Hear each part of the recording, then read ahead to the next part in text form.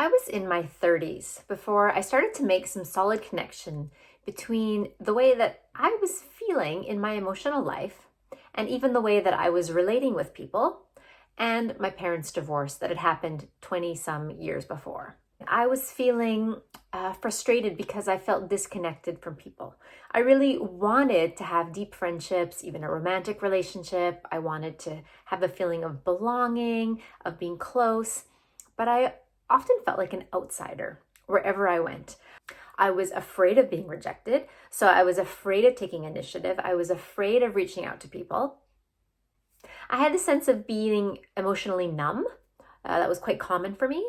And actually, I would sort of zigzag between feeling really intense emotions and then feeling a lot of sort of just sort of flatline emotion, not feeling much of anything. In many ways, I was quite emotionally undeveloped or underdeveloped.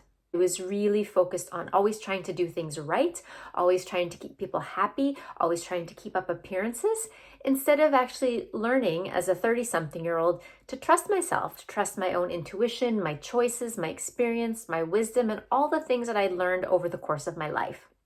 I had some close friends, but I also had the sense that our friendship wasn't as close as it could be, and I wasn't sure why. I had been in a few romantic relationships, but they had always been very short. So at one point in my early 30s, I signed up to get some counseling, and I started to educate myself about the impact that divorce can have on adult children of divorce. This was a really challenging season for me, as you can imagine, but it was also really, really freeing and encouraging. And let me explain a bit why.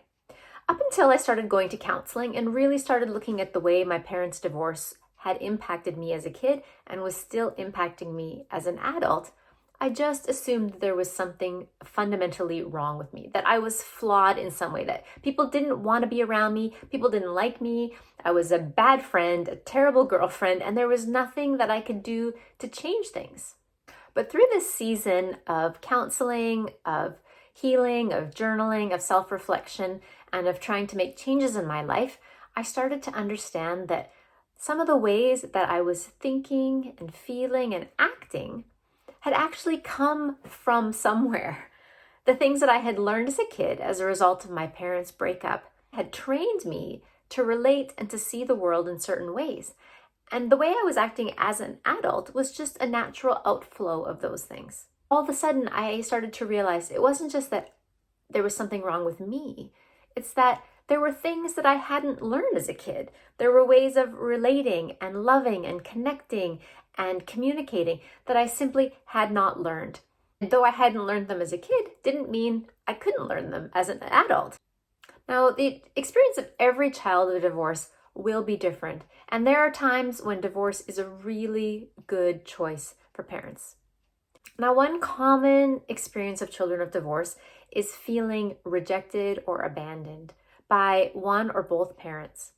Now, even if both parents want to and are able to stay involved in the children's lives, just the reality of logistics means that children will see less of their parents than they would if both parents were living full-time under the same roof.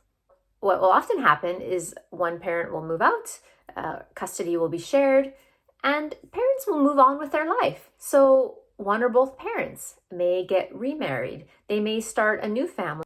This means that the children of divorce can feel left out or unwanted.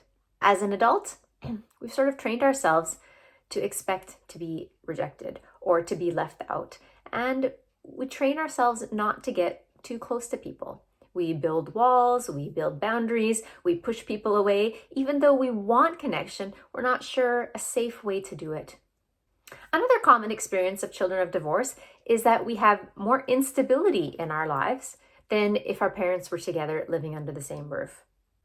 Often, children who grow up with divorced or separated parents will split their time between the homes of their parents or between grandparents, babysitters, relatives, childcare. In many divorces, underneath the breakup, there is a lot of bad feeling, there's contention, there's bitterness, anger, or fighting. And children are aware that their parents aren't together anymore because they don't love each other anymore. They don't want to be together. And so this adds a whole layer of complexity that's different from then just spending time with another adult or caregiver. Often there's different routines at each parent's home, different expectations, different dynamics, and this can lead to a sense of being confused or being uncertain what's actually expected of you. For example, in one parent's home, maybe the rules are you do your homework first, no food in the living room, you go to church on the weekend. But in the other parent's home, homework isn't a priority, and you can sit on the couch and eat dinner while you watch TV. And instead of going to church on the weekend, you go swimming or you go to the park. Maybe in one parent's home, you are the oldest kid, but in the other parent's home, you might be the youngest. There might be step siblings that are involved. And so all of a sudden, what's expected of you, the way that you relate, the way that you interact, the responsibilities that you have can be very different from one home to the other. Depending on how old you are as a kid, this can be very confusing to you. And the third common experience of children who grew up with divorced or separated parents is this struggling to understand where you belong in the world. Now, when the parents' relationship dissolves and they break up, children can be left wondering what is going to fall apart next. Who or what relationship, what sense of stability, what kind of anchor point in my life is going to crumble next. It can be very disorienting and very confusing to children. Children go from having permanent, stable, dependable adults in their life, perhaps to one or both parents who are less available, who now have other things to consider, whether that's job, a new partner, a new family. We know that when our mom or dad looks at us, they see in us something of their ex that they don't love, that they find painful, that they have pushed away and have rejected. And as kids, we feel like our parents are trying to perhaps subconsciously push us away, that part of us that reminds them of their ex. This can be really painful. Our parents end up having entire parts of their life that are separate from us. They have many experiences that we don't understand, that we're not a part of, which can re-emphasize the sense that we don't belong. We're not really part of that family. We're not as important to them as their new spouse or their other children. Of course, this isn't true for every child of divorce, but these are common things that I see repeated in children from divorced families as well as in my own life. These experiences that I went through as a child taught me certain lessons or gave me certain ideas, whether true or not, but they shaped me in a way that I've carried with me into my adult life. I assumed that I would be rejected by people, so I projected that rejection onto them. I carried around a sense of I'm not good enough, nobody wants me, I'm not worthy. And at times I would push people away before they could get too close. Another habit or pattern that I brought with me into my adult life was an instability. I never felt like I knew where I belonged, and so I was often on the lookout for something new. I moved a lot, I changed things a lot, I got bored easily. I was always looking for a place where I would belong, but I never found it. And actually, I never even really expected it. And the third thing was I had a sense of always being on the outside. I always felt like I didn't belong. I would quickly notice the differences between me and other people instead of looking for similarities or places of connection. Put all these things together makes it hard to have a friend like me. And so in conclusion, once I was able to start making connections between the things that I'd experienced as a kid and the ways that I was relating and feeling and interacting as an adult, I actually felt such a sense of hope.